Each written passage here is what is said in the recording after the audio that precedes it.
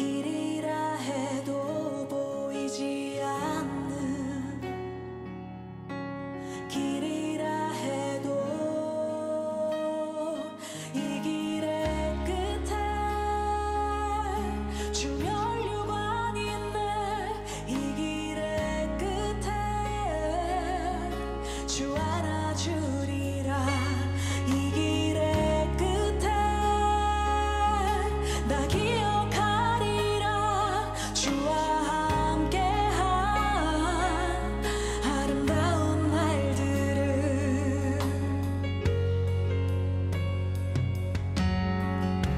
주와 함께 걸어가리라.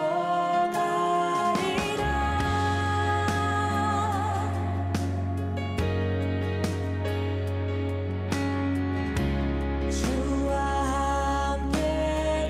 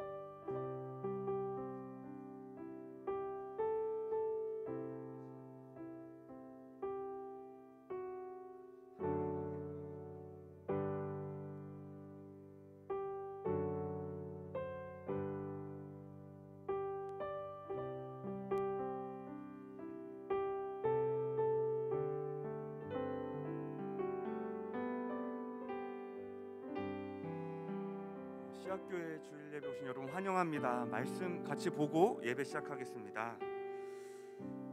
오늘은 도토리 제자반 수료 예배입니다. 그래서 뭐 크게 연관은 없을 수 있겠지만 누가복음 5장 27절과 28절을 보겠습니다. 누가복음 5장 27절과 28절입니다.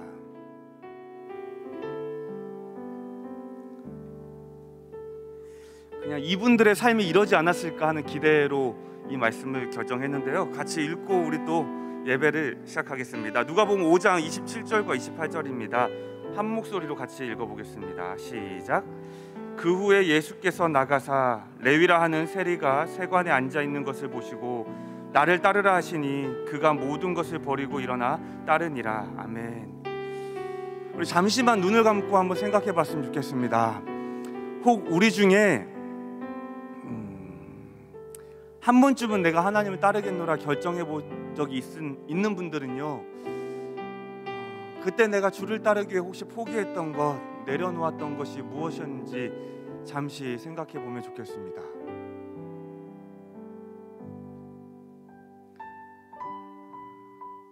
어느 날 주가 찾아오셔서 나를 따르라고 하셨을 때 우리는 내 삶에 무엇을 내려놓고 무엇을 포기하고 주님을 따르기로 결정했습니까?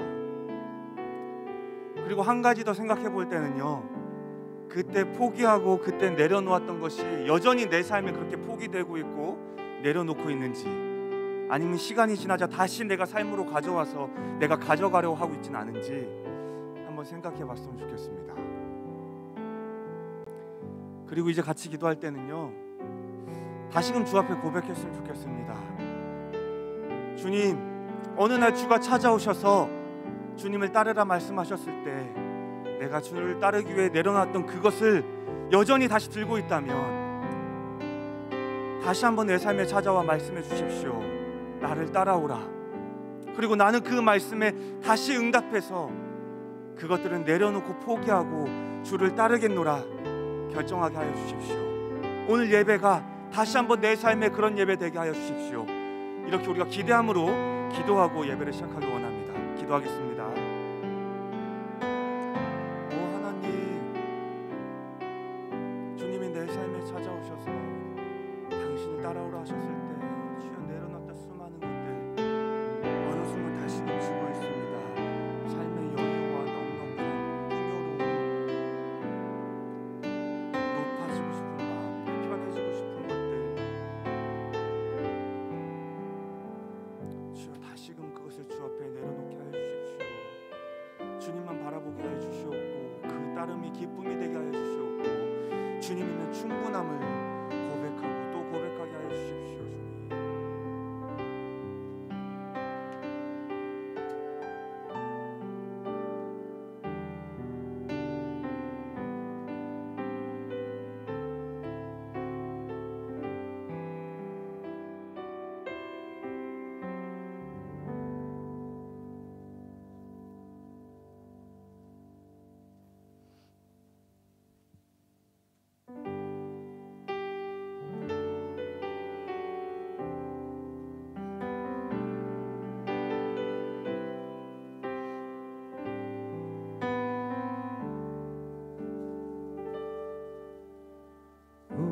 연약함을 아시고 지칠 때 강한 힘이 되신 하나님, 오셔서 상한 마음 위로하소서. 부족한 우리 생각 채워주소서. 우리 연약함을 아시고 지칠 때 강한 힘이 되신 하나님, 오셔서 상한 마음 위로하소서. 부족한 우리 생각 채워주소서. 오셔서 채워주소서. 주 성령 부어주소서.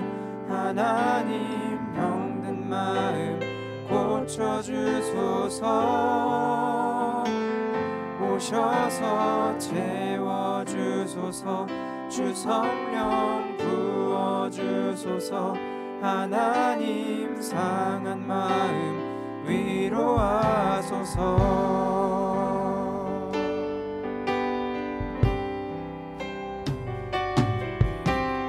우리 연약함을 아시고 지칠 때 강한 힘이 되신 하나님 오셔서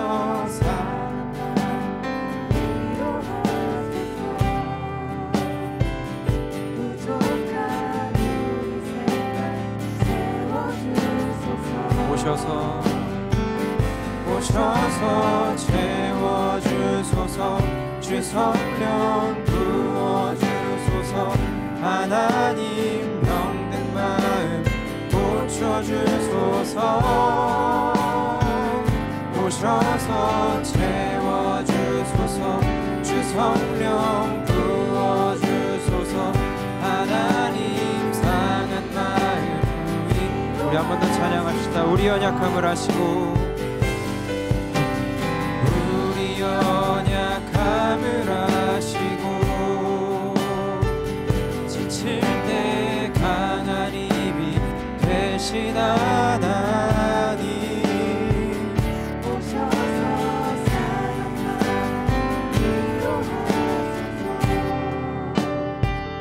부족한 우리 생각 채워주소서. 오셔서 채워주소서. 주 성령 부어주소서. 하나님 병든 마음 고쳐주소서. 오셔서 채워주소서. 주 성령 부어주소서. 하나님 상한 마음 위로하소서. 오셔서 채워주소서. 주 성령 부어주소서. 하나님 병든 마음 고쳐주소서. 오셔서 채워주소서. 주 성령 부어주소서. 하나님 상한 마음 오셔서 채워주소서. 오셔서 채워주소서. 주 성령 부어주소서. 하나님 병든 마음 고쳐주소서. 오셔서 채워주소서. 주 성령 부어주소서. 하나님 상한 마음 위로하소서. 오셔서 채워주소서. 부어주소서. 하나님 병든 마음 고쳐주소서. 오셔서 채워주소서. 주 성령 부어주소서. 하나님 상한 마음 위로하. 한 번 더 오셔서 채워주소서. 주 성령 부어주소서.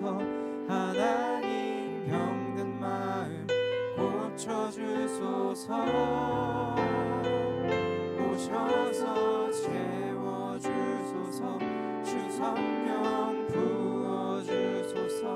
하나님 상한 마음 위로하소서.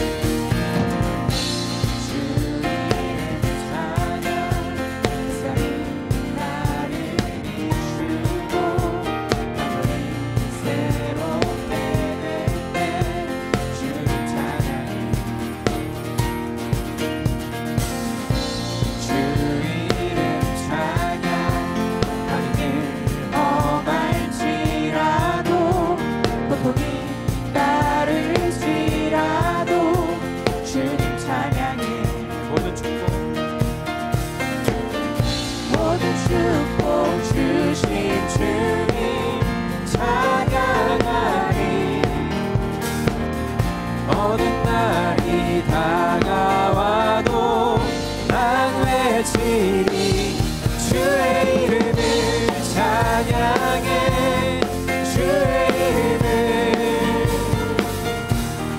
주의 이름을 찬양해 영화로운 주의 이름을 찬양해 주의 이름을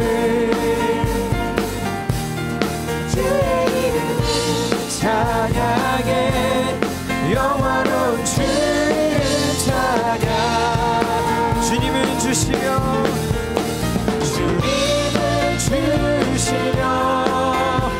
주님을 찾으시네 내 맘에 아른말 주 찬양합니다 주님을 주시며 주님을 찾으시네 내 맘에 아른말 주 찬양합니다 주의 이름을 찬양해 주의 이름을 찬양해 영화로운 주의 이름을 찬양해 주의 이름을 찬양해 영화로운 영화로운 주의 찬양 영화로운 주의 찬양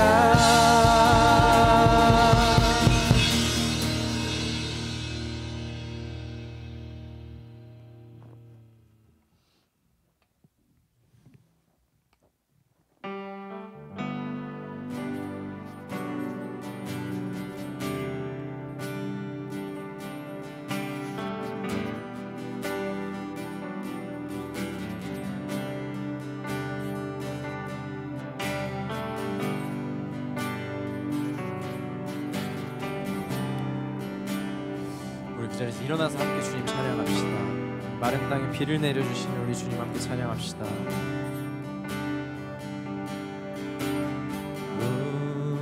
우리 주는 위대하며 능력이 많으시도다 그의 지혜 무궁하며 인자는 영원하도다 상한 자들 고치시며 상처를 싸매시도다 별들의 수를 세시며 이름을 붙이셨도다 그가 구름으로 하늘을 덮으시며 땅을 위하여 비 준비하시니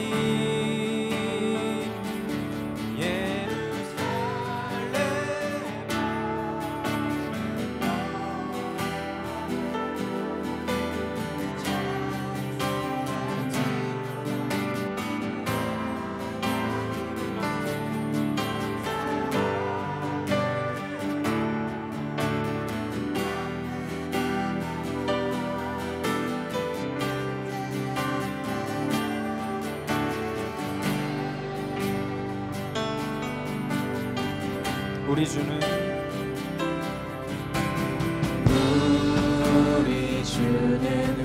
위대하며 능력이 많으시도다 그의 지혜 무궁하며 인자는 영원하도다 상한 자들 상한 자들 고치시며 상처를 싸매시도다. 별들의 수를 세시며 이름을 붙이셨도다. 그가 구름으로 하늘을 덮으시며 땅을 위하여 비 준비하시니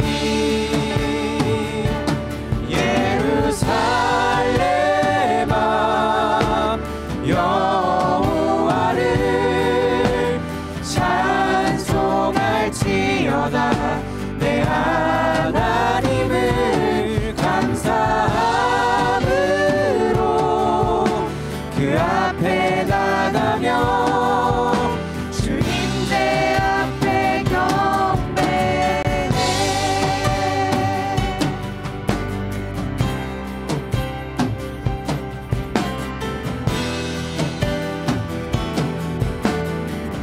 상한 자들 고치시며 상한 자들 고치시며 상처를 싸매시도다. 별들의 수를 세시며 이름을 붙이셨도다. 그가 구름으로 하늘을 덮으시며 땅을 위하여 비 준비하시니 예루살렘아 예루살렘아 여호와를 찬송할지어다. 내 하나님을 감사함으로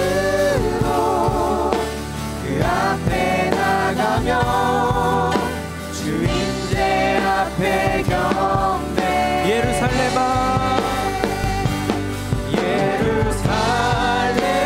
예루살렘아 여호와를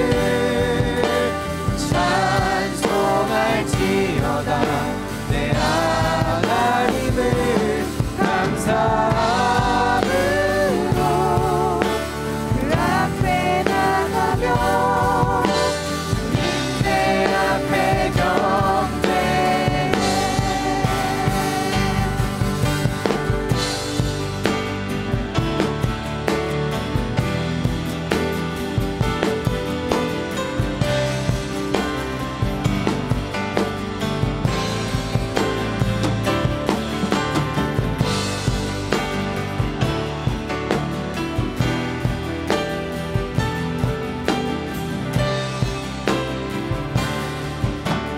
그가 구름으로 하늘을 덮으시며 땅을 위하여 비 준비하시니 그가 구름으로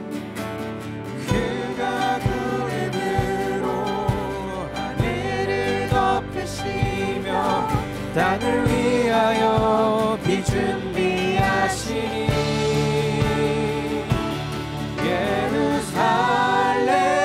예루살렘아 여호와를 찬송할지어다. 내 하나님을 감사함으로 그 앞에 나가며 주인의 앞에 경배해. 예루살렘아 예루살렘아 여호와를 찬송할지어다. 내 하나님을 감사함으로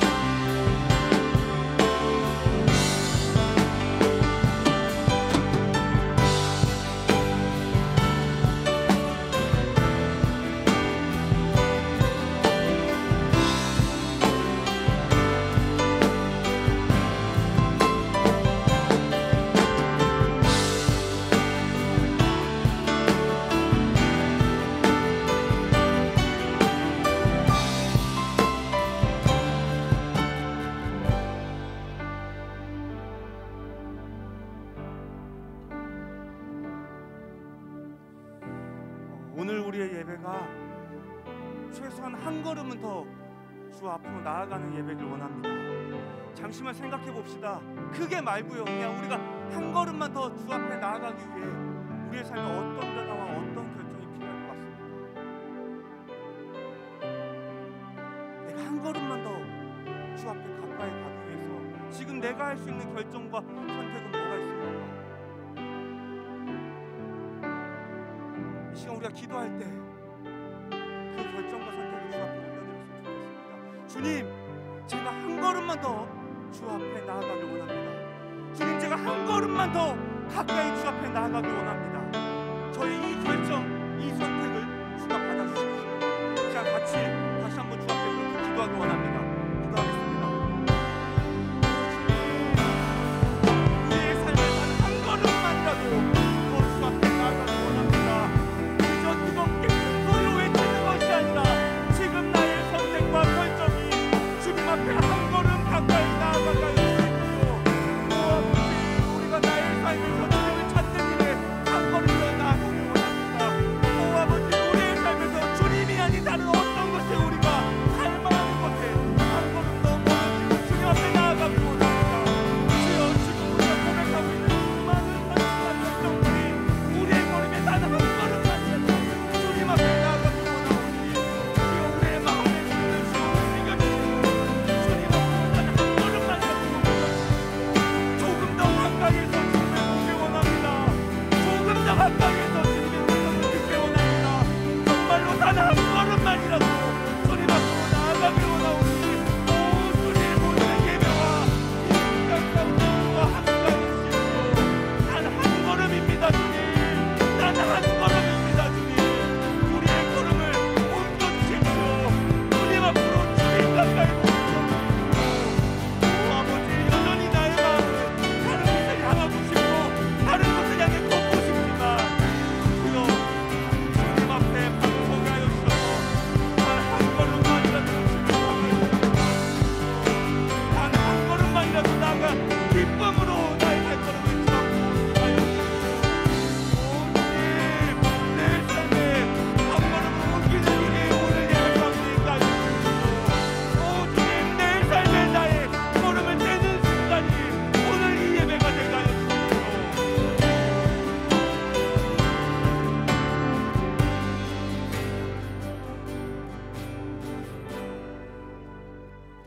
오늘은 어버이날입니다.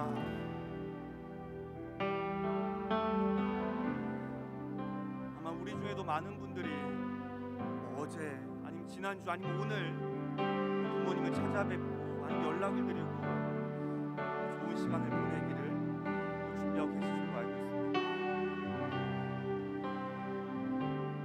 이맘때 뉴스에서는 늘 끊임없이 나오는 이야기가 있습니다. 바로 독거 노인분들에 관한 이야기입니다. 홀로 쓸쓸히 찾아오는 사람도 없이 그렇게 외롭게 살아가고 계시는 그분들의 이야기가 나옵니다. 근데 너무 슬픈 거는 이럴 때만 나온다는 거죠. 많이 어버이날, 연말, 명절 그분들의 1년은 매일 똑같은데 우리가 가끔은 우리만 기뻐하기에 미안한 어떤 날, 우리만 즐거워하기에 좀 마음에 좀 어려운 어떤 날, 그때만 그분들을 떠올리는 것 같습니다. 이 시간 우리가 기도할 때는요, 우리의 마음을 위해 주 앞에 기도했으면 좋겠습니다. 주님, 우리가 삶에서 그분들을 잊지 않게 하여 주십시오. 특별한 날만 기억하고 돌아보는 것이 아니라 매 순간 매 시간 우리가 찾고 또 찾고 돌아보게 하여 주십시오.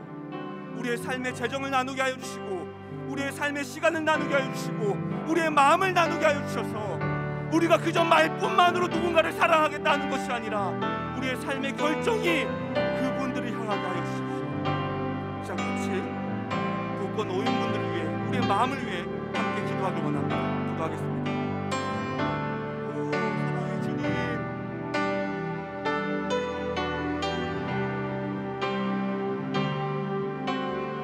그때만 주는 마음의 미안함, 뭔가 내 마음의 짐을 덜기 위해서 그분들을 떠올리고 기억하는 것이 아니라 매일의 삶에서 외롭고 또 외로울 그 어르신 우리의 삶이 바쁘고 정신없고 여유가 없음을 핑계하지 않게 하여 주시고, 주가 우리 삶에 주신 수많은 것들을 조금이나마 그분들을 위해 나누고 살아가고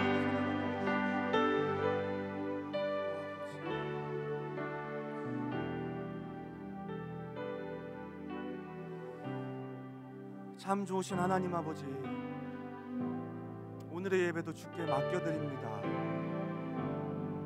특별히 오늘 도토리 제자반 수료 예배로 드려지는 이 모든 시간 가운데 누군가의 간증, 또 목사님의 설교, 그리고 그들의 찬양, 이 모든 시간 가운데 주님이 그들 삶에 어떻게 일하셨는지 우리 또한 함께 뜨겁게 누리게 하여 주시고, 그들의 제자로 살아가겠다고 결정했던 그 삶의 결정들이 우리 안에도 찾아오게 하셔서 다시 한번 우리 또한 주님을 따르겠습니다, 이 결정이 마음 깊은 곳에서부터 외쳐지는 시간이 되게 하여 주십시오.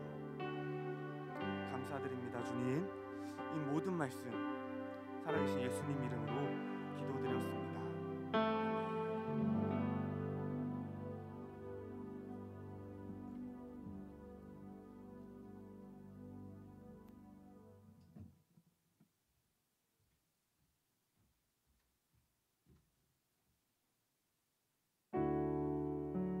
나의 20대 때 가장 행복했던 시간은 이전 교회에서 큐 목사님께 첫 번째 제자반을 받았을 때이다. 처음으로 말씀이 갈급했고 하나님을 알고 싶었던 열정이 최고조였다. 매주 제자반 시간이 너무 재밌었고 일주일 동안 말씀에 앞뒤 옆 둘러싸여 있던 그 순간들이 너무 행복했다. 다만 그때 나는 교대 근무하는 간호사였기 때문에 제자반도 6개월 짧게 했었고 제자반 끝나고 리더도 하지 못했던 아쉬움이 컸었다. 또한 그 이후 제자반을 했을 때의 신앙 상태가 하나님과의 친밀함의 척도가 돼서 때로는 자책감, 때로는 하나님이 느껴지지 않는 공허함이 제자반을 하면 회복할 수 있지 않을까 하는 희망이 되었다. 그렇게 제자반을 다시 받을 수 있는 기회가 주어졌다. 그런데 막상 시작해보니 20대 중반에 열정 넘치던 나와 지금의 나는 상황이 달라져서인지 제자반 자체만으로 나에게 회복을 가져다 주진 못했다. 원래 이렇게 과제가 많았었나? 사람들은 왜 이렇게 이상한 질문만 하지? 불만만 쌓이면서 과제는 일이 되어갔다. 그래서 목사님께 제자반에 대한 나의 태도에 대해 걱정된다고 고민을 말씀드렸더니 제자반 사람들 가운데 화평케 하는 사람이 되라는 방향성을 제시해 주셨다. 하나님이 첫 번째 제자반 때는 하나님과의 관계를 훈련시켜 주셨다면 이번 제자반에선 이웃을 사랑하는 것을 훈련시켜 주시나 보다 라는 생각이 들었다. 나의 삶의 재미, 하나님과 둘이서만 좋은 그런 나만의 유익 말고 내가 받은 사랑을 남에게 나눠주는 것을 원하신다는 메시지를 목사님을 통해 알려주시는 것 같았다. 그러나 나랑 많이 다른 것 같은 저 사람들을 내가 진심으로 친해질 수 있을까? 의문이 들었고 자신이 없었다. 개인적으로 진짜 어려운 제자반 성도 한 명이 있었는데 이 성도분이 해결되지 않으면 제자반을 할 수 없을 것 같았다. 그래서 일단 만나고 또 만났다. 만나서 이 성도님과 1대1로 얘기를 나누니까 이런 삶을 살았구나 하면서 점점 그 사람이 이해가 되었고 같이 시간을 보내니까 정이 들면서 나랑 다른 생각들이 조금은 팔을 안으로 굽는 것처럼 이 사람을 이해하고 싶어졌다. 이 경험은 하나님이 주시는 마음의 순종이었고 하나님의 선물같이 너무나도 좋은 경험이었다. 이 순종 하나만으로도 나에게 제자반의 의미는 충분했다. 그 이외에도 제자반을 하면서 성경적 가치관으로 많이 변화하면서 진짜 찐 평안을 알았다. 강제적으로 하나님께 드려야만 하는 시간도 운동처럼 하고 나면 너무 좋았다. 나는 저번처럼 제자반 끝나면 하나님에 대한 열정까지 끝나버리는 실수를 반복하고 싶지 않아서 나를 위해서 리더를 하고 싶다. 책임감으로라도 말씀을 못 놓을 것 같은 기대감이 있기 때문이다. 처음은 나를 위해 시작하지만 하나님은 이런 연약한 마음을 사용하시고 리더를 하면서 이웃을 사랑하는 훈련을 진하게 시켜주시지 않을까? 지속성도 완결성도 나의 최선도 아니었음에 많이 아쉬운 제자반이다. 그렇지만 제자반은 이게 끝이 아니니까 앞으로의 우리 제자반을 위한 선택에 최선을 다할 것이다.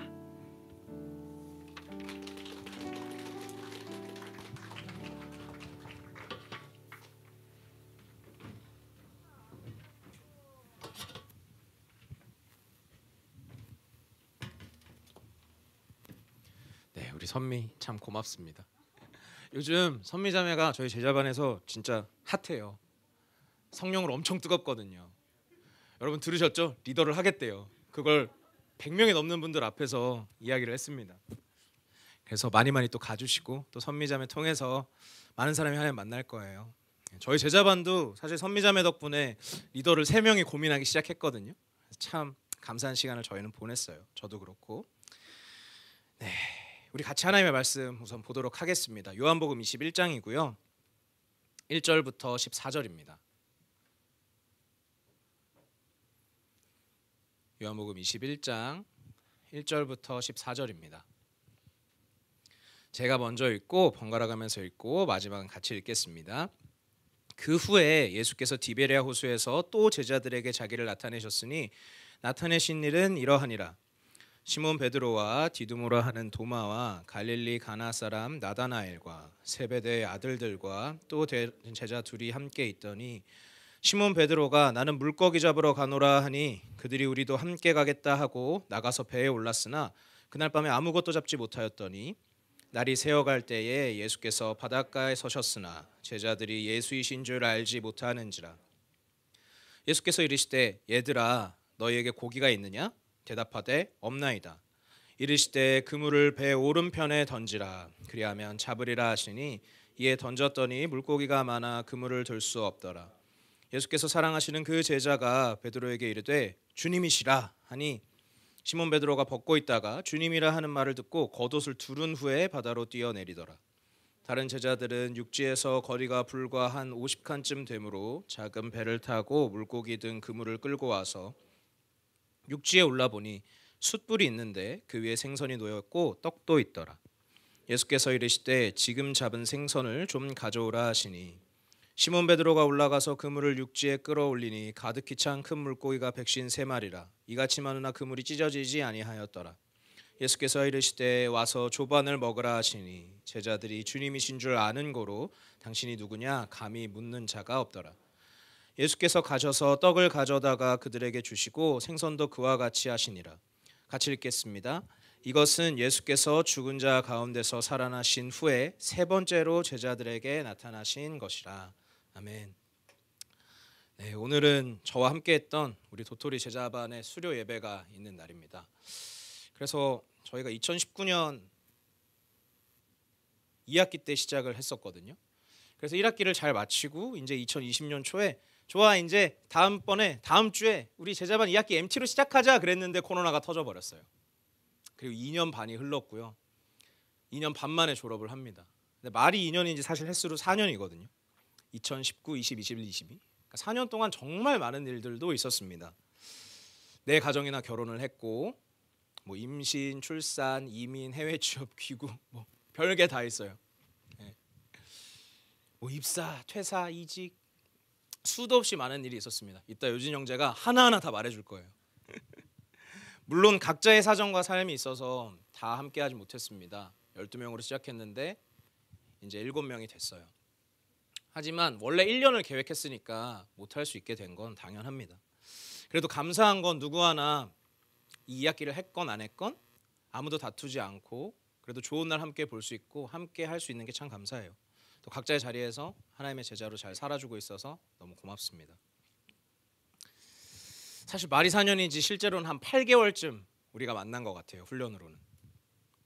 하지만 1년을 계획했는데 4년을 함께 살게 되면서 4년을 함께 살아왔기 때문에 또 발견한 하나님이 있습니다. 그래서 그 하나님을 오늘 좀 나눠보고자 해요. 자, 오늘 함께 읽었던 본문은 제가 가장 사랑하는 본문입니다. 그래서 아마 목회자라면 본인들이 정말 아껴두던 본문들이 하나씩 있거든요. 제가 정말 가장 아끼던 본문이에요. 오늘 가져왔어요.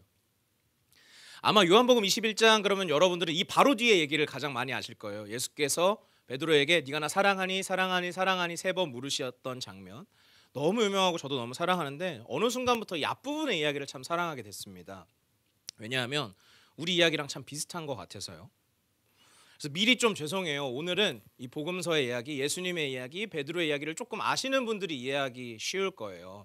그래서 혹시 내용을 잘 모르신다 그러면 옆에 계신 우리 사랑하는 시안 리더분들께 여쭤봐 주시면 친절하게 설명해 주실 거예요. 물론 저한테 직접 물어보셔도 너무너무 환영입니다. 여러분 혹시 살면서 가장 막막한 때가 언제셨습니까? 뭐 나눠보라 그러면 각자의 사정들이 막 나오겠죠. 인생에서 진짜 막막했을 때 아마 경험은 다 다를 거예요. 하지만 아마 예상컨대 어떤 종류인지는 비슷할 수 있을 것 같습니다. 아마 공감할 것 같아요. 여러분 중에 혹시 격투기를 조금 좋아하시는 분이 계시나요? 네. 아, 감사해요. 또 이렇게 손을 들어주시고. 얼마 전에 정찬성 선수가 UFC에서 세계 챔피언 타이틀전을 했었죠. 9년 만에 도전했고 9년 전에도 이번에도 한국 최초 도전이었습니다. 그래서 와, 한국 챔피언이 나올 수도 있겠다고 응원했는데 졌어요. 근데 문제는 그냥 지지 않았어요. 정말 압도적으로 졌습니다. 근데 제가 기억에 남는 건 경기가 아니라 그 경기 직후에 정창선 선수가 링 위에서 했던 인터뷰였어요. 싸우자마자 인터뷰를 했는데 원래 마이크 웍을 하는 격투가들은 그렇게 안 하는데 그런 인터뷰를 하시더라고요. 저는 언제나 은퇴를 생각하고 있는데 오늘 정말 넘을 수 없는 벽을 느껴버렸습니다. 근데 아쉽지도 않대요. 왜냐하면 최고의 몸, 최고의 컨디션, 최고의 코칭 스텝과 최고로 준비를 잘해왔는데 아무것도 할 수가 없었기 때문에 너무 압도적으로 져버려서 아쉽지도 않대요. 나는 영원히 챔피언이 될 수 없다는 걸 깨달았습니다라고 인터뷰하고 그 자리에서 그냥 주저앉아서 울었어요. 격투기 선수가 언제 제일 무력감을 느끼냐 하면 나보다 펀치가 센 상대한테 맞았을 때가 아니랍니다. 뭐냐면 내가 온 힘을 다해서 때렸는데 아무 타격이 없을 때래요. 그러니까 내가 준비한 걸 다 했는데 아무것도 통하지 않을 때라는 거죠. 바꿔서 말하면 정말 뭘 해야 될지 아무것도 모르겠는 때가 가장 막막하대요. 방법조차 떠오르지 않을 때라고 합니다. 근데 우리 신앙생활도 좀 비슷하지 않을까요? 신앙생활을 하면서 우리가 힘들 때가 있죠. 우리는 때로는 말해요. 하나님 이거를 제발 이렇게 좀 고쳐주세요. 이렇게 좀 해결해 주세요.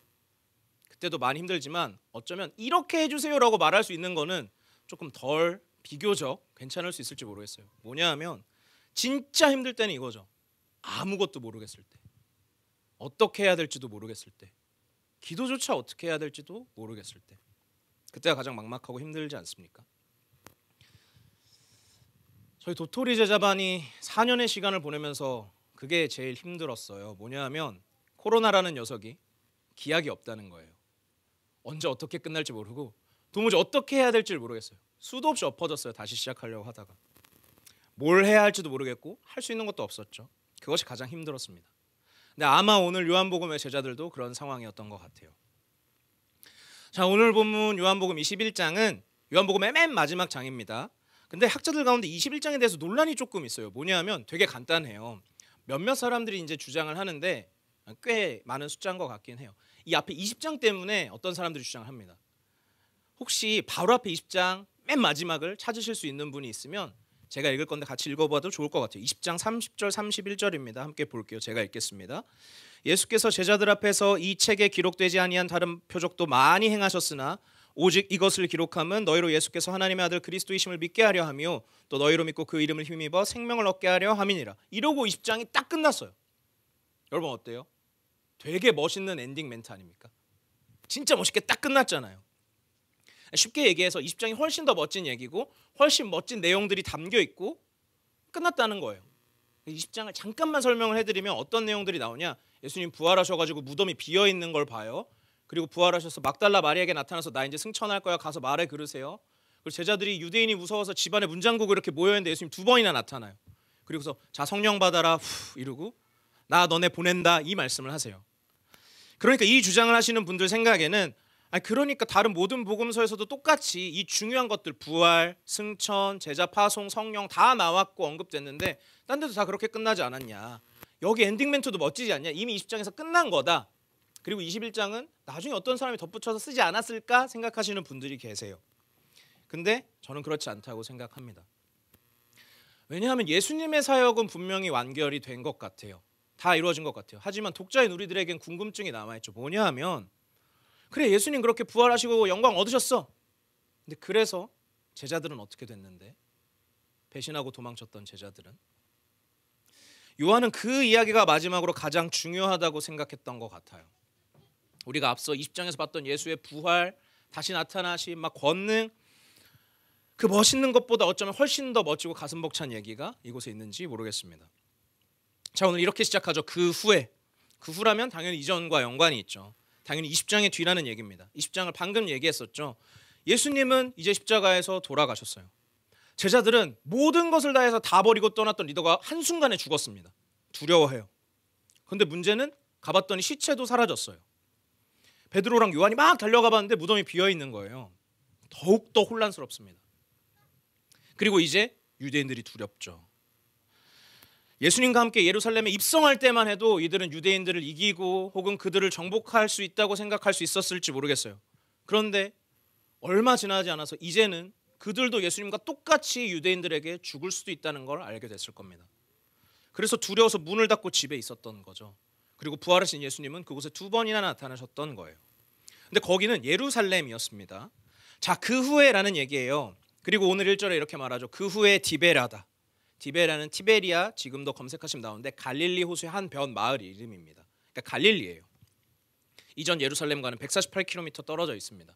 걸어서 2, 3일 정도가 걸려요. 제자들은 그렇게 갈릴리에 와 있어요. 자, 갈릴리는 원래 베드로, 야고보, 요한 이 세 사람의 본향이에요. 이 사람들 원래 예수님 제자가 되기 전에 여기서 어부였어요. 근데 정리하려고 예수님이 갑자기 수천 명을 데려와요. 설교하다가 갑자기 사람들 다 보는데 시켜요. 저기 가서 그물 던져볼래? 툴툴대면서 그래요. 그러고 했는데 그물이 찢어질 만큼 잡힙니다. 그래서 찢어지고 배가 가라앉아요. 그걸 보고 베드로, 야고보, 요한이 다 버리고 예수를 따랐던 게 이 갈릴리였어요. 아무튼 많은 추억이 있어요, 갈릴리에. 그런데 그 갈릴리로 지금 돌아와 있습니다. 예수를 만나기 이전의 삶의 장소이기도 했고요. 원래 그들의 생업이 있던 곳이기도 하죠. 자, 그곳에서 오늘 베드로가 이제 말합니다. 갈릴리에 오긴 왔는데 나 이제 고기 잡으러 간다. 왜냐하면 베드로가 리더였거든요. 그러니까 사람들이 그냥 같이 따라갑니다. 몇 사람이. 베드로, 도마, 나다나엘, 세베대의 2 아들들 야고보, 요한이거든요. 그리고 2명이 더 있었다. 근데 요한은 밝히지를 않아요. 그러니까 아마 이게 되게 자랑스러운 장면이거나 막 나타내거나 그럴 장면은 아닌가 봐요. 뭔가 보호해주고 싶은 장면인가 봐요. 그렇게 그들은 물고기를 잡으러 갔습니다. 자, 그런데 그렇다면 그들이 물고기를 다시 잡기 시작했다라는 것은 어떤 의미일까요? 굉장히 어떤 의미가 있는 것 같죠. 그래서 여기에 수많은 해석이 있어요. 신학자들이 이거 갖고 엄청 싸워요. 너무 달라요. 어떤 학자는 이건 완벽한 배교의 장면이다. 제자들이 예수님 완전히 배신한 거다. 잊어버린 거다. 바로 직전에 예루살렘에서 예수님 부활한 걸 보지 않았느냐. 근데 어떻게 예전 삶으로 다시 돌아갈 수 있지?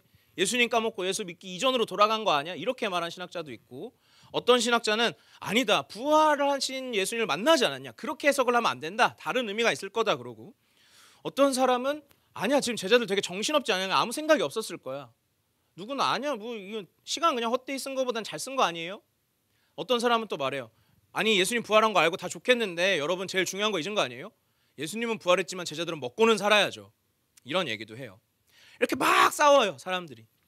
물론 제 입장도 여기 중간 어디쯤에 있어요. 확실히 매력적인 주제예요. 그런데 지금 이들이 왜 물고기를 다시 잡고 있느냐 보다 훨씬 더 중요한 것이 있습니다. 제 생각에 가장 합리적인 질문은 이건 것 같아요. 그들은 왜 지금 하필 갈릴리에 왔냐는 것이죠. 그들이 왜 하필 지금 2박 3일이나 걸려서 갈릴리에 와 있냐는 거예요. 이 요한복음 21장 유혹이 참 많습니다. 왜냐하면 상징들도 많아 보이고 다른 본문이랑 연관성도 많아 보여요. 그래서 막 7, 7명이 있었다. 그럼 7의 숫자 의미 뭘까? 물고기 153마리의 숫자 의미는 뭘까? 막 누가복음 5장이랑 너무 비슷한 것 같은데 비교하면 뭘까? 근데 그건 우리가 하고 싶어하는 거고, 우리에게 중요한 건 상상력이 조금 필요해요. 뭐냐면 우리의 입장이 아니라 진짜 그 당시 제자들의 입장에서 생각을 한번 해봐야 된다는 것이죠. 도대체 이들은 왜 갈릴리에 지금 와 있지? 한번 생각해 볼까요? 그들은 지금 절망 속에 있습니다. 부활하신 주를 보기는 봤는데 여전히 혼란스러워요. 얼마 전에 예수님이 사실 죽기 전에 말했거든요. 얘들아 나 죽는다 죽는다 죽는다. 아무도 안 듣네. 야 근데 나 죽어. 안 들었어요. 무시했어요. 아무 관심도 없어요. 근데 당연하죠. 왜냐하면 바로 앞에서 죽은 사람을 살려놓고서 내가 죽는다고 말하는데 예수님 사람 살려놓고 무슨 소리를 하는 거야? 자기가 죽는다니. 이상한 소리 하고 계시네. 그리고 무시했거든요. 근데 진짜 그냥 바로 죽었어요. 너무 무력하게 예수가 그냥 죽었어요. 예상이 없던 절망과 혼란이죠. 근데 또 예수님이 부활했대요. 가봤더니 무덤이 빈 것도 봤고요. 예수님 직접 살아나셔서 우리는 문 잠그고 있는데 갑자기 2번이나 들어오셔서 막 성령 그리고 내 못자국 한번 손 넣어볼래 만져볼래 막 이러세요. 그리고 얘들아 나를 믿어라 막 이러세요. 우리는 너무 쉽게 말하죠. 야 부활하신 예수를 보다니 정말 잘 믿어졌겠다. 믿어졌어야 되는 거 아니야? 믿겨졌겠지. 근데 생각해 봅시다. 우리는 성경 전체를 알죠. 이후의 이야기를 알고 이걸 묵상할 시간이 충분해요. 근데 이들에게는요. 지금 한 번도 생각해 본 적 없던 그냥 평범한 일상에 상상할 수 없던 예측이 없던 폭탄이 수도 없이 계속해서 터지고 있는 거예요. 계속 찾아와요. 코로나처럼 우리가 생각해 본 적도 없고 상상할 수 없고 이해할 수 없고 통제할 수 없는 일들이 계속 벌어져요. 모든 걸 버리고 따랐던 리더가 갑자기 한순간에 죽어버리고 그러다가 갑자기 다시 살아났다 그러고 심지어 살아난 사람을 봤어요. 근데 그게 도무지 뭔지 모르겠어요. 해석이 안 돼요. 조금도 그 의미를 알 수가 없죠. 조금만 생각해보면 지금 이 사람들은 인류 역사상 처음으로 사람이 죽었다 스스로 살아난 걸 본 거예요. 예수님이 살리는 건 봤지만. 그리고 아마 죽었다 스스로 부활하는 건 성경에 써 있는 대로 예수님 다시 오시기 전까지 아무도 보지 못할 거예요. 그러니까 아무도 공감할 수 없을 만한 혼란 속에 있죠. 어마어마한 걸 계속 보는데 그게 도무지 몰라요. 내 인생의 예상 안에 없고 너무나 혼란스럽죠. 해석할 수가 없어요. 그럼 그때 제일 답답한 게 뭘까요? 아마 우리가 처음 나눴던 거 아닐까요? 의미도 모르겠는데 지금 뭘 어떻게 해야 할지도 아예 모르겠다는 거예요. 이렇게 해줘요 저렇게 해줘요 이렇게 하면 될까가 없어요. 내가 준비했던 세상, 내가 준비했던 이해, 내가 생각했던 어떤 것에 전혀 부합하지 않아요. 어떤 것도 먹히지 않죠.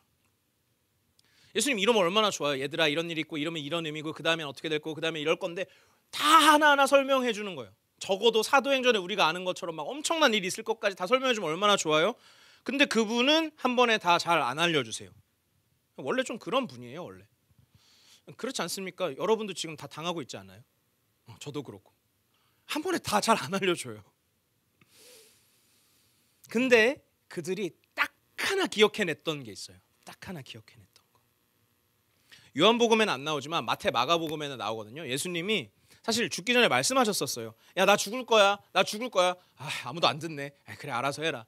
근데 얘들아 내가 죽잖아.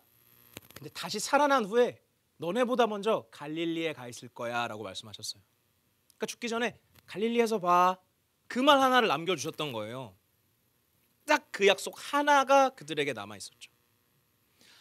자기 발등 앞에 그거 하나 있기 때문에 그냥 그거 하나 기억하고 2박 3일 동안 꼬박 걸어서 그냥 갈릴리로 간 거예요. 고기를 잡고 싶어서 간 게 아니죠. 부활하신 주님을 보고서는 그 약속 하나를 기억해낸 것이죠. 그 약속을 기억했기 때문에 갈릴리에 가 있어요. 근데 문제가 뭡니까? 그 다음은 몰라요. 그 다음은 없어요. 언제 뭘 해야 되는지 할 수 있는 것도 없어요.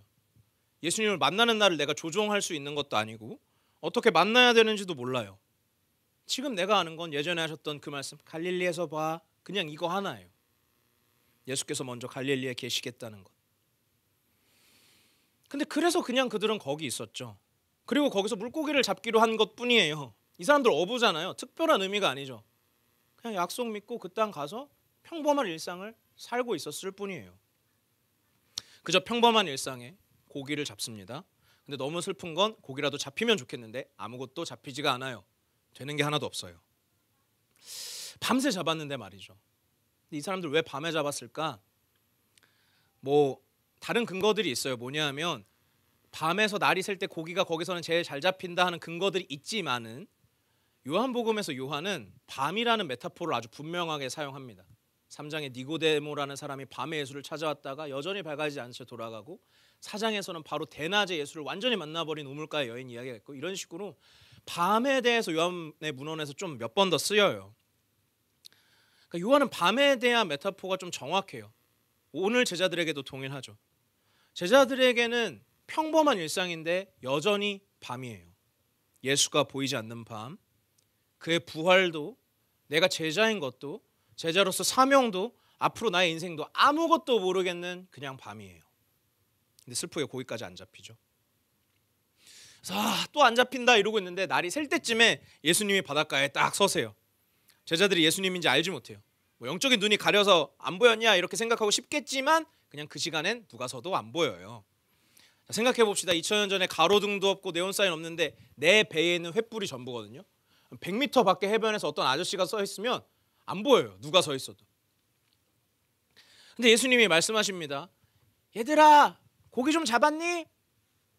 얘들아라고 하셨는데 독특한 단어예요. 헬라어로. 파이디아, 파이디온이라고 어린이 그 단어랑 되게 비슷한 단어입니다. 정말 얘들아라고 물어보신 거예요.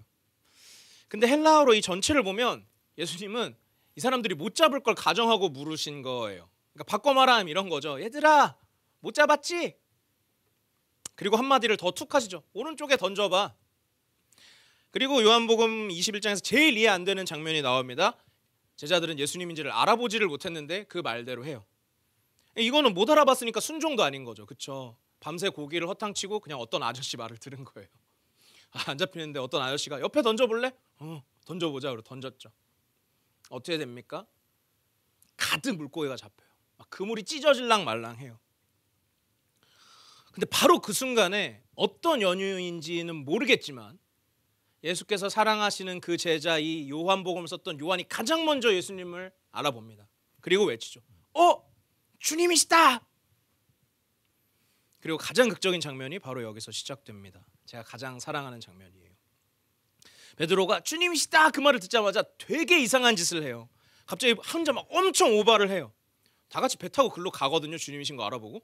근데 혼자 막 수영을 해서 가요. 90m쯤 되는데. 더 웃긴 거는 옷을 벗고 있다가 입고 물에 뛰어들어서 수영해서 가요. 아무도 수영하는데 옷을 입진 않죠.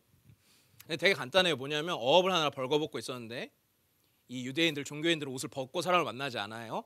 하물며 예수님이잖아요. 그렇죠? 자, 근데 베드로는 배를 타고 같이 가면 되는 걸 왜 굳이 이렇게 오바해서 혼자 막 뛰어내려서 헤엄쳐서 갈까요? 왜 이럴까요? 한번 생각해 봅시다. 베드로를 원래 좀 아신다면 베드로 원래 어떤 사람입니까? 원래 매사에 엄청 유난 떨던 사람이에요. 아마 대문자로 싹 다 박힌 ENFP 같을 것 같은데 직관, 막 나댐 이런 것의 어떤 대명사 같은 사람이에요. 항상 제일 먼저 나서고 되게 나쁘게 말하면 막 나대고 설치는 것에 특화되어 있는 사람이에요. 맨날 뭐가 있으면 예수님 저요 제가 해보겠습니다. 저요 저 해주세요. 양보도 안 해요. 이 사람은 다 자기가 해야 돼요. 근데 이 사람은 보통 나댄 게 아니라 좀 비범해요. 좀 약간은 미친 사람 같아요. 한밤중에 바다에서 폭풍우가 치고 있는데 막 예수님 물 위로 걸어오니까 예수님이에요? 그럼 나로 명령을 해봐요. 물 위로 걸어오라고. 예수님 시켜요. 예수님 성격도 좋지 그걸 걸어오래요. 아무리 그렇다고 밤바다에 폭풍 치는데 거기 두 발을 다 내딛는 사람이 어디 있습니까? 근데 이 사람은 그래요. 물 위도 조금 걷고. 또 어떤 사람이었냐? 예수님이 자기 생각과 다르잖아요. 그럼 거의 멱살 잡고 막 흔들었어요. 그 정도의 사람이에요. 리뷰크라는 단어가 정확히 쓰였어요. 예수를 꾸짖었다. 말도 안 되는 소리 하지 말아요. 예수님 죽기는 뭘 죽어요. 말이 안 되는 소리 하지 말아요. 당신 죽을 수가 없어요. 자기에 대해서도 뭐라 그럽니까? 제가 당신 부인한다고요? 장담하는데 저 부인 안 합니다. 내가 죽는 한이 있어도 당신 부인 안 해요. 그랬던 호언장담했던 사람. 근데 그런 베드로를 생각을 해보면 오늘 되게 베드로답지 않아요? 그렇죠? 에휴 또 저러네. 그냥 그렇게 할 만하잖아요. 근데 오늘 베드로의 장면은 도대체 왜 그럼 특별한 걸까? 제가 20장을 앞에서 설명했던 이유가 있습니다. 오늘 21장 우리가 읽었던 맨 마지막에 뭐라고 쓰여있죠? 이것은 예수께서 부활하시고 난 다음에 세 번째로 제자들에게 나타나신 것이다 라고 했어요. 자, 베드로는 이미 20장에서 직간접적으로 2번 이상 예수께서 부활하신 걸 경험했어요. 직접 봤고요. 직접 무덤에 달려가서 빈 무덤도 봤고요. 무서워서 집에 문을 잠가놨는데 그 안에 예수님 들어온 걸 2번이나 봤어요. 야, 손 넣어봐, 만져봐, 믿어라. 이 자리에 2번이나 있었다고요. 죽은 사람이 부활해서 하나님이 부활하신 하나님이 자기 눈앞에 있는데 그 어떤 증거보다 선명하게 있는데 이 베드로가 아무 말이 없어요. 이미 원래대로라면 20장에서 난리를 막 쳤어야 될 사람이 오늘 7절까지 수일 동안 그 오랜 시간과 분명하고 어떤 것보다 확실한 증거와 기적과 하나님이 눈앞에 선명하게 있는데 어떤 말도 하지 않고 어떤 행동도 하지 않아요. 베드로에게 깊은 밤이죠. 완전히 침묵하고 있어요. 근데 왜 오늘이었냐는 거예요. 왜 오늘 갈릴리에서는 왜 혼자 물에 뛰어들고 이렇게 난리를 치냐는 거예요. 그렇죠? 한번 생각해 봅시다. 우리가 만약 베드로였다면 어땠을 것 같아요? 마음속에 어떤 물음과 외침들이 있었을 것 같아요? 아마 이러지 않았을까요? 예수님, 내가 진짜 목숨 걸고 사랑했어. 진짜 사랑해. 나는 수제자야. 물 위도 걸어봤고 모든 기적 함께 했어. 그리고 나는 예수님 위해서 죽겠다 그랬어. 실제로 죽으려고도 했어. 잡으러 온 사람 죽이려고도 했지. 근데 내 생각과 달라진 예수를 그 하룻밤 사이에 나는 아무렇지 않게 부인했어. 심지어 저주까지 하면서 예수를 배신했어. 근데 아무리 그래도 난 그분이 돌아가실 줄은 몰랐단 말이야. 죽은 사람을 살리는 그분이 그냥 그렇게 무력하게 죽을 줄은 몰랐어. 진짜 다시 한 번만 볼 수 없을까? 죽었다니. 근데 부활하셨다고? 야, 부활했다고? 근데 막상 만난다 그래도 난 어떻게 해야 되지? 나 무슨 말 해야 되지? 난 정말 그분 아는 척이라도 해도 될까? 내가 그분을 다시 뵐 면목이라도 있을까? 다시 그분의 제자라고 해도 될까? 여전히 그분의 길을 가도 될까? 나는 예수님한테 하고 싶은 말이 정말 많은데, 정말 사랑한데, 정말 미안하다고, 정말 하고 싶은 말도 많은데 여기까지 가득 차 있었겠죠. 그런데도 그는 2번의 기회 동안 침묵했어요. 왜일까요? 아마 동료들이 있는 자리에서 못하지 않았을까요? 내가 그렇게 설치고 다녔던 거 다 봤던 사람들인데, 그렇게 호언장담하고 배신한 거 다 본 사람들인데 옆에 있는데 그걸 어떻게 다 얘기할까요? 그런데 오늘 마침 기회가 온 거죠. 주님이시다! 저 멀리에 혼자 뛰는 겁니다. 주님, 얼마나 하고 싶은 말이 많았겠어요. 왜 당신은 나를 2번이나 보고도 한마디도 하지를 않으십니까? 내가 그렇게 잘못했는데 왜 혼내지조차 않으십니까? 왜 따지지 않죠? 왜 묻지 않죠? 왜 시선도 주지 않죠? 혹시 내가 잘못해서 나를 완전히 이제는 버리신 걸까? 나 진짜 괜찮은 걸까? 나는 하나님한테 버림받았을까? 나 여전히 제자 맞을까? 그 얘기를 걸어가도 될까? 갈릴리에 와 있지만 나 이제 믿음에서 은퇴해야 되는 거 아닐까? 수만 가지 물음과 질문과 듣고 싶은 말들과 감정들이 그에게 뒤엉켜 있었을 겁니다. 혼자 가서 예수님께 하고 싶은 말이 정말 많았을 거예요. 혼자 가서 막 혼나고 싶었을 거예요. 듣고 싶은 말도 많고. 그리고 그는 그렇게 원하던 대로 예수님과 혼자 시간을 갖게 됩니다. 그런데 베드로의 기대와는 전혀 다른 광경이 펼쳐져요. 먼저 혼자 가 있는데 제자들이 이제 나중에 가서 보니까 예수님 아무 말도 하고 있질 않으세요. 그저 숯불이 있었고 떡과 생선이 있었습니다. 그리고 그냥 밥을 차려주실 뿐이에요. 이게 무슨 뜻일까요? 잘 모르겠습니다. 왜냐하면 예수께서 어떤 언급도 어떤 해석도 하지 않으세요. 근데 이 숯불이라는 단어가요, 신약 성경에 딱 2번 쓰였는데 이 요한만 썼고 요한복음에서만 썼습니다. 딱 2번 쓰는데 오늘 여기랑 앞에 18장에서 베드로가 예수를 부인할 때 그 뜰에서 쬐던 불, 딱 그 2곳에만 쓰였어요. 요한은 의도적으로 그 지점과 이 지점을 잇고 있어요. 기억하게 하고 떠올리게 해요. 떡과 물고기는요, 많이 잡혔던 고기는 뭘까요? 첫 만남 누가복음 5장을 생각나게 하셨을까요? 그럴 수 있죠. 오병이어를 생각나게 하셨을까요? 그럴 수 있죠. 최후의 식사를 생각나게 했을까요? 그럴 수 있죠. 근데 잘 모르겠습니다. 아무 말씀도 해석도 안 하시니까요. 근데 가장 중요한 게 뭔지 아세요? 오늘 예수님이에요. 그분은 아무것도 달라진 게 없어요. 그저 그래 얘들아 못 잡았니? 잡았어? 고기들 좀 가져와. 같이 밥 먹자. 제자들은 감히 물을 수가 없어요. 너무나 선명하게 주님이 확실한데 물을 수가 없어요. 수만 가지 질문이 베드로와 동일하게 그 제자들에게 있죠. 우린 다 도망쳤고 엉망이고 아무것도 모르겠는데 내가 제자 맞는지, 주의 길 가도 되는지, 내 존재에 대해서, 의미에 대해서, 해석에 대해서, 앞날에 대해서 예수님 아무 말씀을 거기에 대해서 해주질 않으세요. 우리도 비슷한 때가 있지 않습니까? 최선을 다해서 하나님을 사랑하고 믿는다고 생각해요. 아니 믿어요. 그리고 진짜 최선을 다해요. 최선을 다하는데 계속 똥만 나와요. 하나님 일을 계속 망쳐요. 난 최선을 다하지만. 내가 생각한 믿음, 내가 생각한 인생 수도 없이 해석되지 않는 거기에 없던 것들이 폭탄처럼 내 삶에 계속 밀려와요. 그때 내 존재도 괜찮은지 모르겠어요. 아무것도 모르겠고 뭘 해야 되는지 모르겠어요. 분명히 하나님이 정답인 건 알겠는데 그거 빼고 아무것도 모르겠어요. 뭘 기도해야 될지도. 제자 맞나? 계속 믿는 게 맞나? 계속 주의 길을 가도 되나? 내 안에는 의문이 가득한데 주님께는 답이 나오지 않아요. 뭘 물어야 할지도 모르겠어요. 때로는 차마 묻지도 못하겠어요. 그때 예수님은 뭘 하십니까? 아무것도 하지 않으세요. 근데 딱 한 가지를 하십니다. 떡을 가져다 주시고 생선을 가져다 주세요. 밥을 차려주셨을 뿐이에요. 예수님 부활하시고 충분히 하실 수 있었어요. 꾸중하실 수 있었어요. 추궁하실 수 있었어요. 책망하실 수 있었어요. 다 알려주신 다음에 너 이랬는데 왜 못하냐고 답답해하실 수도 있었어요. 아니면 이제 부활했으니까 부활의 권능을 막 뽐내면서 야 다 봤지 나 이런 사람이다 그러고 능력으로 하나님 나라를 그냥 막 세워버리실 수도 있었어요. 근데 아무것도 안 하셨다고요. 그분은 똑같아요. 십자가에 달리기 전과 똑같아요. 죽으시고 부활하셨는데도 베드로가 숯불에서 부인하기 이전과 똑같이 제자들이 다 도망치기 이전과 똑같이 그들에게 또 나타나시고 공급하시고 채우고 섬기세요. 똑같아요. 옛날이랑. 이 장면이 왜 중요한가? 그래서 중요한 거예요. 죽음과 부활의 승리라는 어마어마한 사건 이후에도 그분은 변하질 않으셨어요. 여기엔 어떤 승리의 도취도 없고 권능을 뽐내는 것도 없어요. 그분의 방식은 어떤 것도 변하지 않았어요. 왜 요한은 이 요한복음 21장에 제일 중요한 결말에 이런 얘기를 써놓고 있는가? 20장의 그 멋진 말들보다 하나님이 그런 분이시기 때문이죠.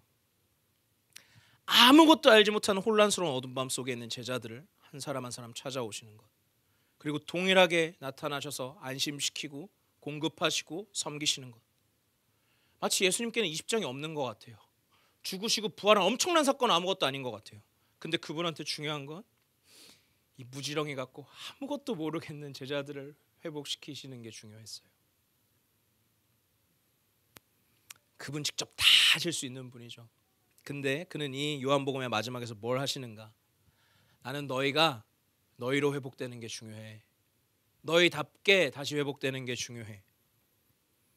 왜냐하면 그분의 하나님의 나라라는 것은 그런 무지렁이 같은 우리들로 세우시기를 원하시는 나라이기 때문입니다. 그리고 거기에서 회복이 시작이 돼요. 아무것도 변하지 않는 일관된 사랑, 우리의 배신에도, 우리의 무능에도, 우리의 혼란에도 동일해요. 그리고 마지막에 말씀하세요. 21장 끝에 베드로가 어떤 죽음으로 영광을 돌릴지. 먼 미래에. 근데 알고 계세요. 지금 못할 거예요. 베드로 못 알아들어요. 예수님 이미 알고 계셨죠. 얘들아 못 잡았지? 그래 못 잡을 거 알았어. 괜찮아. 와 밥 먹자. 내가 밥 해줄게. 우리가 원하는 방식의 회복이 아닐지 몰라요. 우리가 원하는 만큼의 방식이 아닐지 몰라요. 막 사도행전처럼 성령의 권능이 막 엄청 넘쳐나서 막 우와 기적 일어나고 막 병든 사람이 낫고 막 방언이 터지고 아닐지 몰라요. 주님은 죽음과 부활 이후에 그저 베드로를 베드로답게 회복시키셨을 뿐이죠. 베드로는 이날 이후로 다시 나대고 다시 못 알아듣고 이상한 얘기를 하는 사람이 돼요. 마지막에 또 못 알아듣고 끝나요. 예수는 딱 거기까지 하셨어요. 이 마지막에서 예수는 한 가지 하신 거예요. 너 내 제자 맞다. 너희는 내 제자가 맞다. 혼란스럽지? 못하겠지? 괜찮아. 다 알아. 너희는 여전히 내 제자야. 너희는 계속 내 길을 걸어가도 된다. 너희는 계속 내 약속의 길을 걸어가고 기다려도 돼. 계속 걸어가도 돼. 나중이에요. 나중에. 그런데 결국 이 한 번도 변하지 않는 사랑을 받았던 제자들이 다 예수님처럼 되는 겁니다. 지금은 아니지만 곧이었어요. 그들은 얼마 있다 약속하신 성령을 받고 결국은 온 땅 끝까지 예수를 전하고 가르치고 중간에 넘어져도 결국 예수 같은 사람들이 돼버립니다. 차별을 없애고 원수를 사랑하고 가서 섬기고 죽기까지 사랑하는 사람들, 예수님처럼 가고 공급하고 섬기는 사람들, 그 사람들이 돼요. 근데 오늘은 아니었어요. 하지만 오늘 예수님은 우리가 결국 그 날에 이룰 수 있도록 제자들이 제자들답게 그 길을 계속 걸어갈 수 있게 격려해 주세요. 그리고 요한은 그게 마지막으로 그렇게 중요하다고 생각했나 봐요. 사랑하는 여러분, 아무것도 보이지 않는 밤, 예수가 보이지 않는 밤, 뭘 어떻게 해야 될지 도무지 모르겠는 밤에 성도는 무엇을 할 수 있을까요? 사실 별로 할 수 있는 게 없습니다. 길을 쓰고 딴 걸 해보려 해도 물고기도 못 잡을 수 있어요. 그런데 제자들이 정확하게 했던 것 딱 한 가지가 있었죠. 여러분, 뭘 해야 될지 모르겠습니까? 그렇다면 딱 한 가지, 하나님의 약속 위에 서십시오. 하나님의 약속 위에서 살아가십시오. 하나님 약속 위에서 일상을 계속 살아가 보세요. 성도는 아무리 아니라 할지라도, 아무리 보이지 않는다 할지라도 하나님의 약속이 아닌 곳에서 일상을 살아갈 수는 없죠. 하나님의 약속일 수 없는 곳에서 일상을 살아갈 수는 없어요. 하나님은 다 알려주지 않으세요. 우리 아까 모두가 웃었죠. 하나씩 알려주는 분이에요. 아무리 혼란스럽고 어려워도 우리 각자에게 하나님이 주셨던 말씀, 붙잡고 살아갈 약속, 요만한 거 하나라도 있을 거예요. 뭘 붙들고 살아가야 되는지. 그리고 어쩌면 그것은 어떤 답도 주지 않은 채 그저 일상만 겨우 그 약속에서 살아가게 만들지 몰라요. 갈릴리에 가는 것처럼. 제자들도 얼마나 혼란스러웠을까요? 갈릴리에서 봐, 그냥 이거 하나 가지고 걸어갔는데, 그냥 그 약속 위에서 일상을 살아가고 있었던 것이죠. 아마 어두워서 예수님도 잘 알아보지 못하고 물고기도 안 잡히는 날들일 거예요. 하지만 약속의 길 위에 우리 일상이 서 있다면 그 밤에 찾아오시는 예수님을 반드시 만나게 될 겁니다. 그리고 그분은 우리를 우리답게 회복시키실 거예요. 너 내 제자 맞아. 너 여전히 함께 있어도 돼. 나 여전히 너와 함께 있어. 너는 내 길을 계속 걸어도 된다. 나의 약속을 기다려도 된다. 인생을 잘 모르지만, 아무것도 모르겠지만 주의 약속 위에서 일상을 살다가 주를 만나는 것, 그게 우리 제자반의 모르겠는 4년이었어요. 참 부끄럽지만 목사인 제가 이 학기를 다시 시작할 때도 별 기대를 하지 못했습니다. 하나님 과연 일하실까? 근데 오늘 선미 자매 보셨죠? 하나님 일하시는 걸 너무 많이 봤어요. 그리고 그것이 저를 또 살리기도 했습니다. 제자반이 끝났으니까 엄청난 변화가 있겠죠? 없어요. 아무것도 없어요. 근데 한 가지는 확실해요. 뭐냐면 우리는 4년의 어두운 밤 안에서도 주의 제자로 계속 일상을 살아가는 것을 배웠습니다. 우리가 평생 죽을 때까지 함께 주의 약속 안에서 일상을 살아가는 것임을 알려주셨어요. 마지막이니까 우리 사랑하는 도토리 정말 너무 고맙습니다. 그리고 고생했습니다. 이 학기를 함께 할 수 있었던 아니건 한 사람도 빠짐없이 여러분들이 4년이란 시간을 아무것도 모르겠는데 하나님 약속 안에서 같이 일상을 살아줬기 때문에, 또 함께 살았기 때문에 우리 모두가 함께 그 하나님을 볼 수가 있었습니다. 앞으로도 평생 하나님 약속 속에서 모르겠는 인생을 살아갑시다. 그리고 같이 하나님을 봅시다. 그리고 우리 모두 그랬으면 좋겠습니다. 자, 이제 이 4년의 시간을 함께 보냈던 또 한 명의 멋진 형제가 있습니다. 우리 같이 그 이야기를 들어보도록 할게요.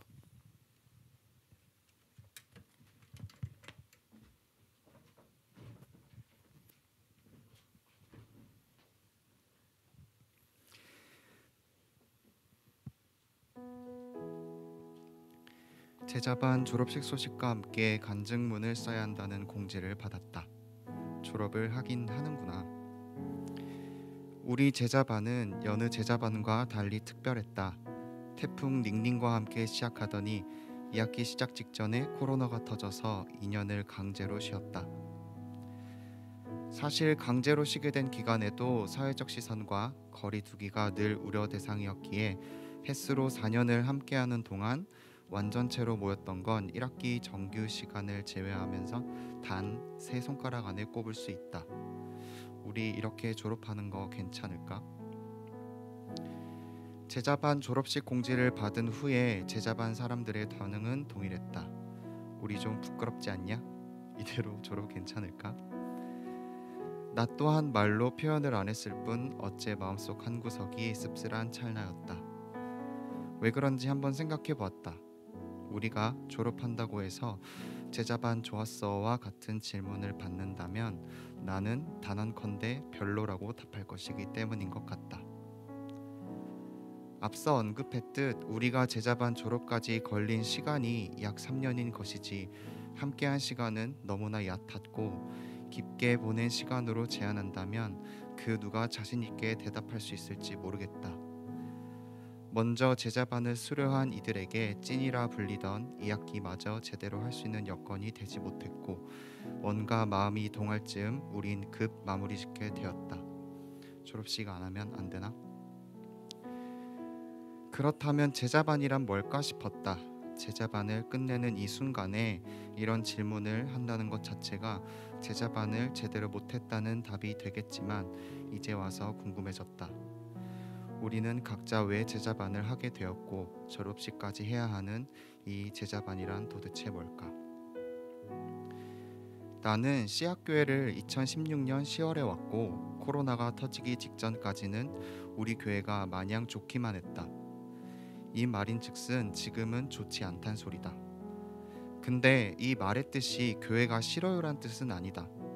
교회를 좀 더 정확하게 보기 시작했다는 얘기다. 교회에 있다 보면 좋다고만 할 수 없는 일이 곳곳에서 일어난다.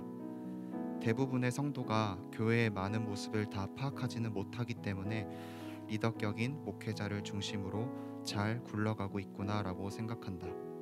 아니면 그 반대이거나. 나 또한 다르지 않았다.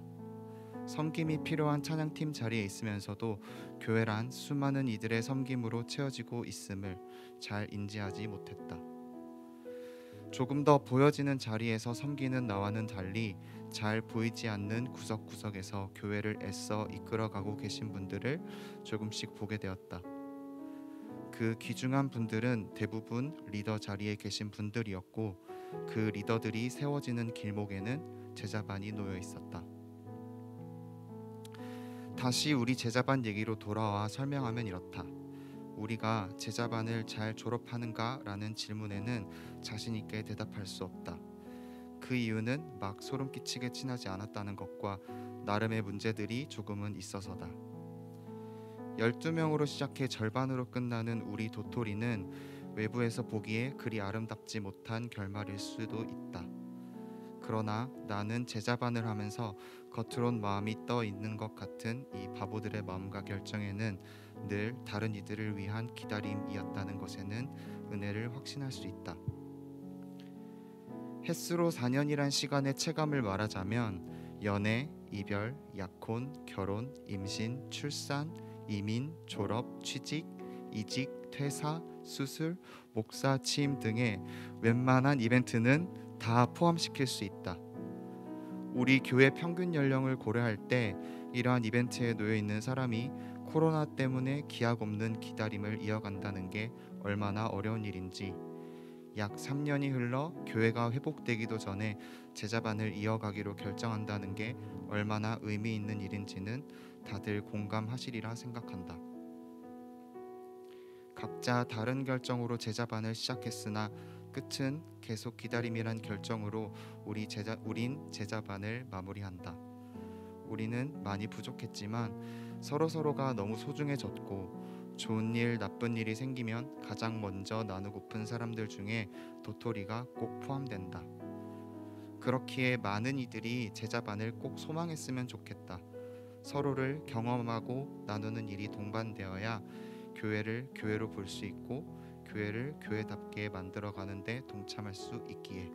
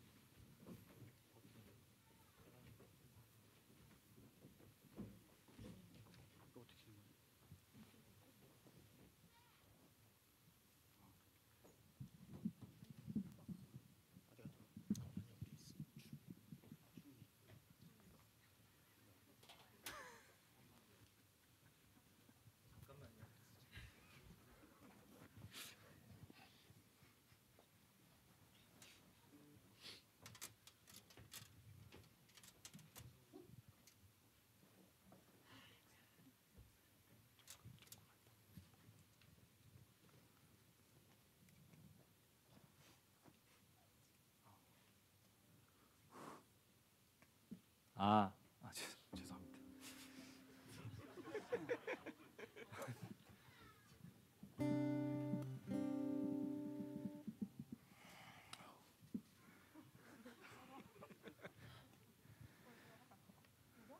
아니 떨려서. 온다고? 주는 우리를 기다리시네. 그 어떤 상황에도 포기치 않네. 우리를 향한 변하지 않는 사랑이 우릴 계속 비추고 계시네.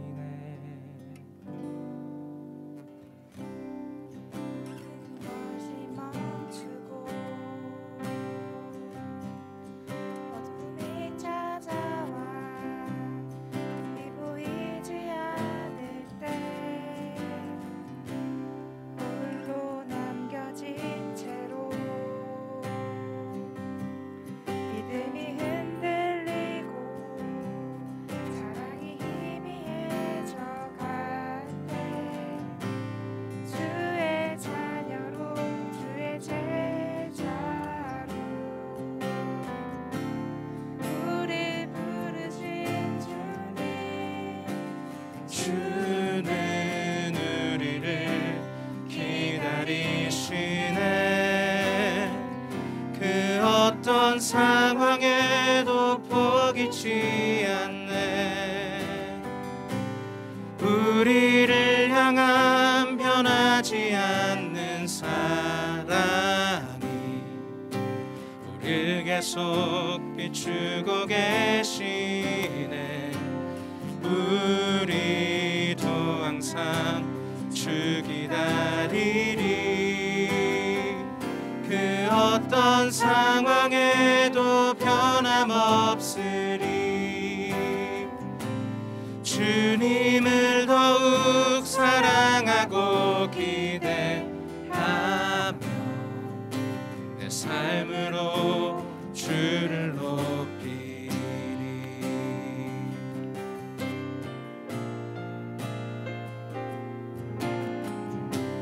모든 것이 멈추고 어둠이 찾아와 앞이 보이지 않을 때 주의 자녀로 주의 제자로 우릴 부르신 주님. 주는 우리를 기다리시네. 그 어떤 상황에도 포기치 않네. 우리를 향한 변하지 않는 사랑이 우릴 계속 비추고 계시네. 우리도 항상 주 기다리리.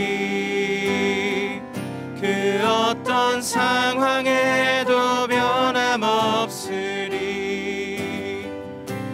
주님을 더욱 사랑하고 기대하며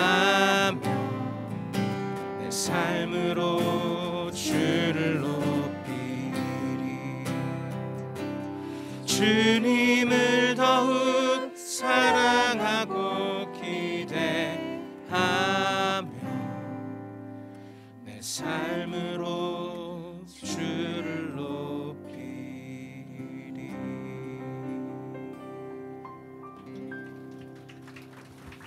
하나, 둘, 감사합니다.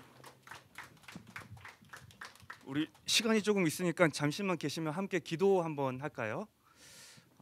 들었던 간증과 또 말씀 기억하면서 앞으로도 이분들의 삶이 여전히 성도의 자리를 지키게 해달라고, 또 하나님을 더 많이 사랑하고 함께 찬양했던 서로의 관계에서 더 깊은 사랑을 앞으로 누리게 해달라고 우리가 축복하는 마음으로 잠시 기도하면 좋겠습니다. 기도하겠습니다.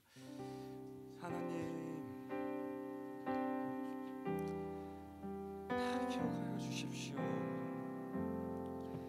이들의 지난 사연을 기억하여 주시고 함께 흘렸던 눈물과 기뻐했던 웃음 또한 기억하게 하여 주십시오. 더 깊이 주를 누리게 하여 주시고 더 깊이 서로의 사랑을 경험케 하여 주십시오. 이게 끝이 아니라 이제 시작임을 잊지 않게 하여 주셔서 더 풍성히 한 걸음으로 한 방향으로 주를 향해 걸어가게 하여 주십시오. 이들의 삶과 또 여전히 이어질 도토리 가운데 주님 축복하여 주시고 주님의 은혜와 주님의 기쁨과 주님의 영광이 이들의 삶 앞에 가득하길 원합니다. 예수님 이름으로 기도드렸습니다. 아멘. 이제 들어가시겠습니다. 네, 저희 잠시 7분 정도 또 들었던 간증과 말씀으로 옆에 계신 분들과 함께 나누고 그 다음에 또 다시 광고와 축복을 하도록 하겠습니다. 네, 시작하겠습니다.